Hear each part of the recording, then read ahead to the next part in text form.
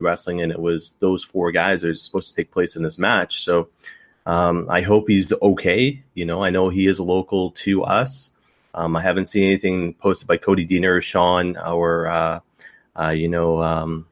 Tyson for that matter, and they probably won't, just out of respect. But anyways, it will, eventually it will pop up a new match, and maybe it will come to light why Derek was not going to be part of this card officially. And but like I said, hopefully he's doing okay. Yeah, that was my thoughts as well. Like, even if I'm stopping by the factory, I don't know if I'll be able to ask Tyson why or anything, but even if he does open up, I personally don't think I want to put it out there to sensationalize or, tabloid things to that degree. So it'd be nice just to make sure that he's okay as a human being type deal, as you just said, because he is a local guy, and with the importance he has to the industry in Ontario and wrestling in general in Canada, to see anything negative like that, hopefully it is more of a personal thing that he just need to pull out or whatever. But hopefully everything works out for Danger Boy, and we get a good replacement for that tag team match that was supposed to happen. Just want to share a small story here, if that's all right. Sure. So Derek Wild, Dennis Stewart, so to speak. Like I said, he again is local. A very proud, family man. From everything I've seen on his Facebook and everything else, recent marriage and he you see him around town and stuff like that. It just looks like a normal kind of down to earth human being. And one of the things I'll never forget, I think it was 2006, so we're going back a while, but one of the first indie events I ever saw in my life was Danger Boy in the main event. He had valet at the time, Jennifer Blake, who was, I think, his real-life girlfriend, who eventually went out to Mexico. But anyways, it was him in the main event against Cody Steele, who people know as Cody Deaner, and it was up there in Tillsonburg. First time I ever got to meet Jay Smith was that same day as well. But that goes back 13 years or whatever the case may be. And they were huge back then, and this is 2019, 13 years later, and they are still huge, relevant, to the Ontario as well as the Canadian independent wrestling scene. So, without Derek Wild, there wouldn't be a Cody Deaner, Sean Spears, Tyson Dukes, Eric Young. The list goes on and on and on. But anyways, again, hopefully, he's doing okay. As a fan and as a human being. And, even back then he was, very gifted in the ring. And because of that, you see guys like Sean Spears signing with AEW officially, and guys like Tyson Dukes and, Cody Deaner doing their thing. So, props to Derek Wild for everything he's actually done as far as the independent scene goes. Yeah, and who knows, maybe depending on what happens between now and 7th, he might not be able to wrestle, but it'd be nice if something did change between the situation with Derek and Smash Wrestling, that he could be even in their corner as possibly a 6-man tag match, maybe even against somebody like Killscreen or the other 4 pillars, or being Suave, Banks, and Tarek. So who knows?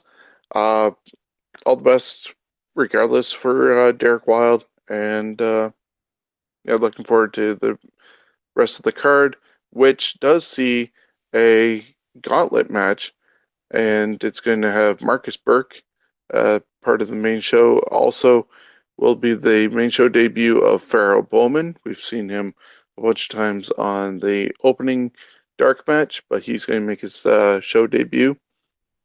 It's the return of Jody Threat.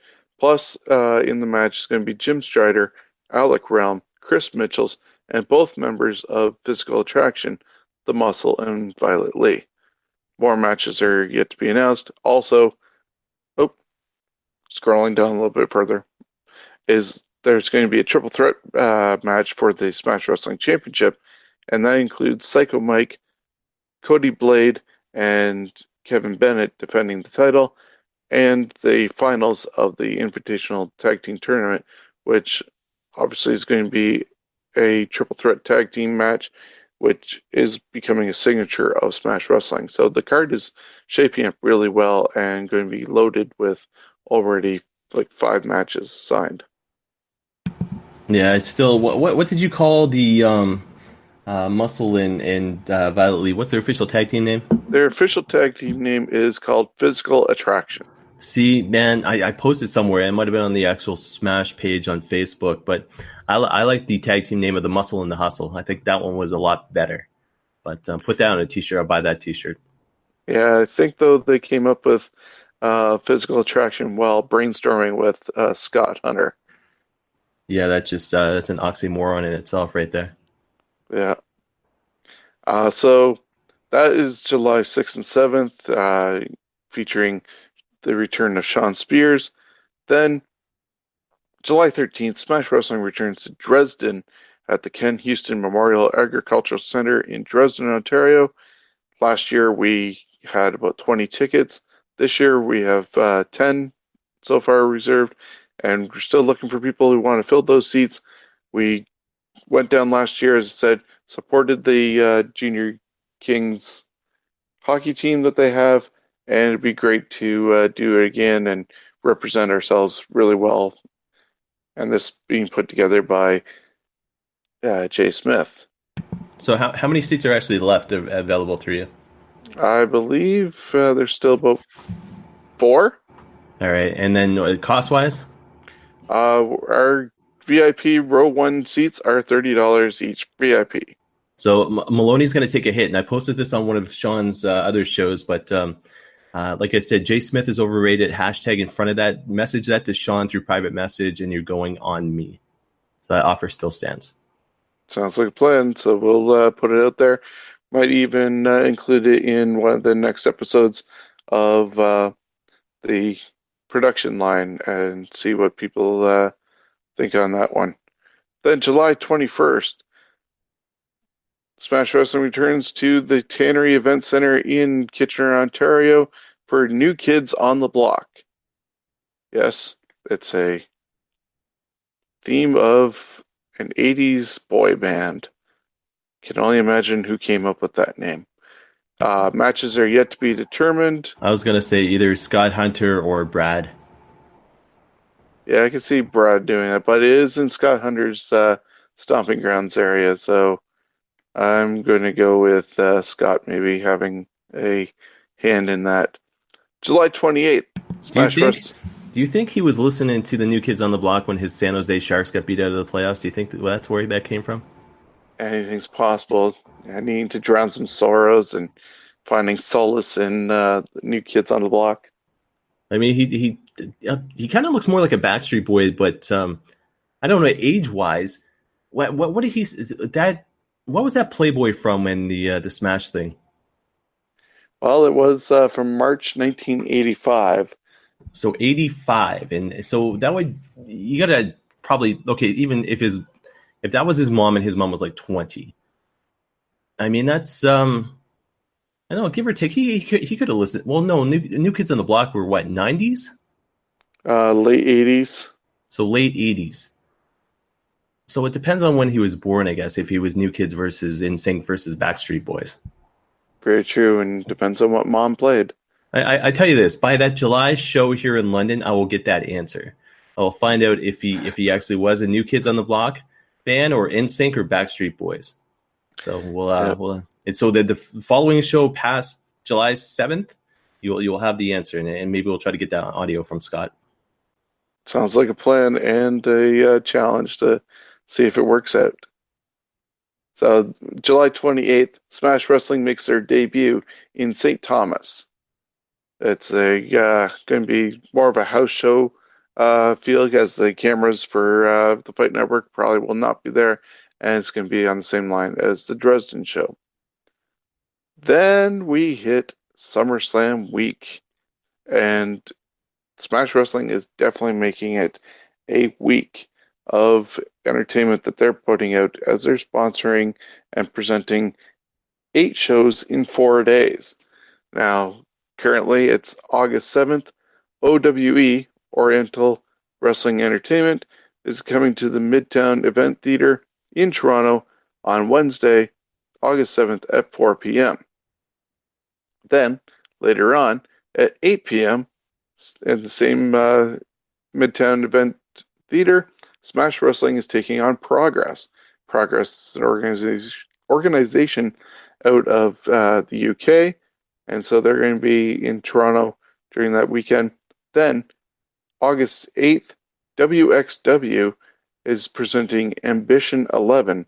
That's at 4 p.m. August 8th at 8 p.m., Progress Wrestling is going to have their own show.